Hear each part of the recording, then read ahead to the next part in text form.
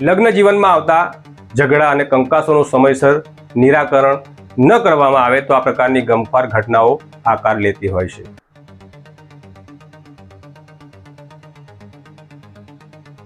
15 જુલાઈની મધરાત્રે નર્મદા જિલ્લાના સાગબારા તાલુકાના કાકરપાડા ગામે ખેલાયેલા ખૂની ખેલમાં 21 વર્ષીય પરિણીતા અને 60 વર્ષીય વૃદ્ધાના જીવ હણાયા હતા। અંતરિયાળ આદિવાસી વિસ્તારમાં બનેલી ડબલ મર્ડરની આ ઘટનાથી જિલ્લામાં સનસનાટી મચી ગઈ હતી। આ ઘટનાની ગંભીરતા જોતા સાગબારા પોલીસ સહિત જિલ્લાના ઉચ્ચ પોલીસ અધિકારીઓ ઘટના સ્થળે દોડી આવ્યા હતા અને અજાણ્યા હત્યારાને ઝડપી પાડવા માટે પોલીસે અલગ અલગ ટીમોની રચના કરી હતી અને તપાસના કામે લાગી હતી। ત્યારે ડબલ મર્ડરના કેસને નર્મદા પોલીસે ઉકેલી કાઢ્યો હોવાનો દાવો કરવામાં આવ્યો છે। ત્યારે આ કોણ છે હત્યારો આરોપી અને પોલીસ કેવી રીતે પહોંચી આ હત્યારા સુધી એની વિગતે વાત કરીશું આ વિડીયોમાં।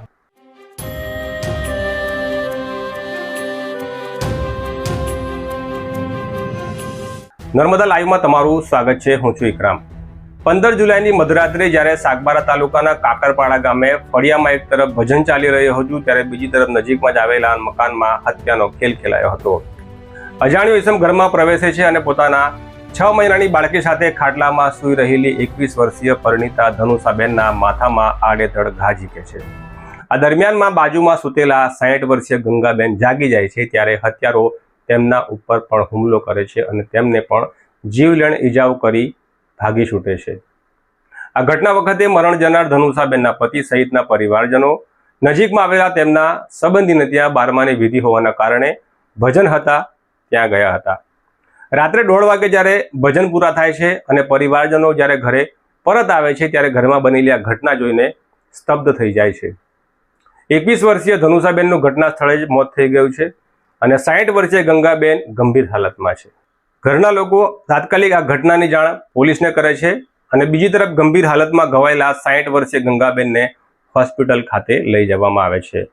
સૌપ્રથમ તેમને સાગબારા આરોગ્ય કેન્દ્ર, ત્યારબાદ રાજપીપળા અને ત્યારબાદ વડોદરાની SSG હોસ્પિટલ ખાતે લઈ જવામાં આવ્યા હતા તેવી માહિતી છે। આ ઘટનાની ગંભીરતા જોતા સાગબારા પોલીસ સહિત નર્મદા જિલ્લા પોલીસના ઉચ્ચ અધિકારીઓ ઘટના સ્થળે દોડી ગયા હતા અને હત્યાને અંજામ આપી ફરાર થઈ ગયેલા અજાણ્યા હત્યારા સામે સાગબારા પોલીસ મથકે ગુનો નોંધી તપાસ શરૂ કરવામાં આવી હતી। તપાસના કામે નર્મદા જિલ્લાની લોકલ ક્રાઇમ બ્રાન્ચ સહિતની ટીમો કામે લાગે છે। ત્યારે તપાસ દરમિયાન મરણ પામેલા ધનુષાબેનના પતિ સાજન વસાવા સામે શંકા મજબૂત થાય છે। ત્યારે આ મામલે પોલીસના જણાવ્યા મુજબ સાજન વસાવાની પોલીસ દ્વારા કડક પૂછપરછ કરવામાં આવતા સાજન વસાવા ભાંગી પડે છે અને તેણે જ આ કારનામું કર્યું હોવાનું કબૂલ કરે છે।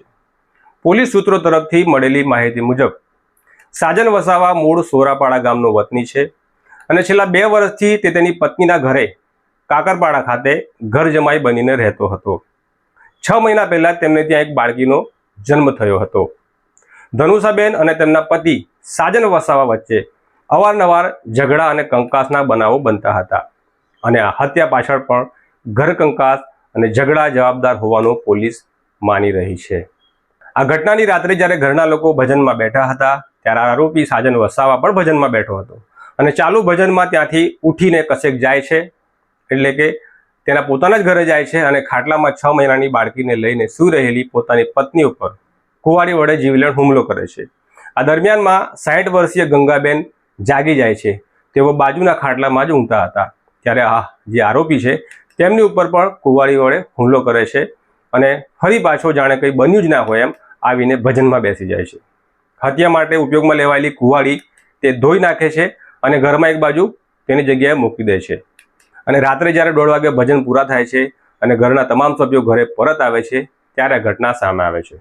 આમ પતિ પત્ની વચ્ચે ઝઘડા અને ઘર કંકાસ બાદ હવે આ પરિવાર વેરવિખેર થઈ ગયો છે કારણ કે પત્નીની હત્યા થઈ ગઈ છે, 6 માસની બાળકી માતા વગરની થઈ ગઈ અને હવે પિતાની છત્રછાયા વગર પણ થઈ જવાની છે કારણ કે આરોપી પિતા સાજન વસાવા હવે લાંબા સમય સુધી જેલમાં રહે તેવા સંજોગો છે અને જો આ ગુનો સાબિત થઈ જાય તો 7 વર્ષથી લઈને આજીવન કારાવાસ સુધીની સજા પણ થઈ શકે છે।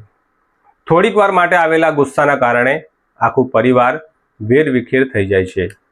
લગ્ન જીવનમાં આવતા ઝઘડા અને કંકાસોનું સમયસર નિરાકરણ ન કરવામાં આવે તો આ પ્રકારની ગમખ્વાર ઘટનાઓ આકાર લેતી હોય છે। તો આ હતા અત્યાર સુધીના સમાચાર। વધુ ન્યૂઝ અને અપડેટ માટે અમારી સાથે જોડાયેલા રહેજો।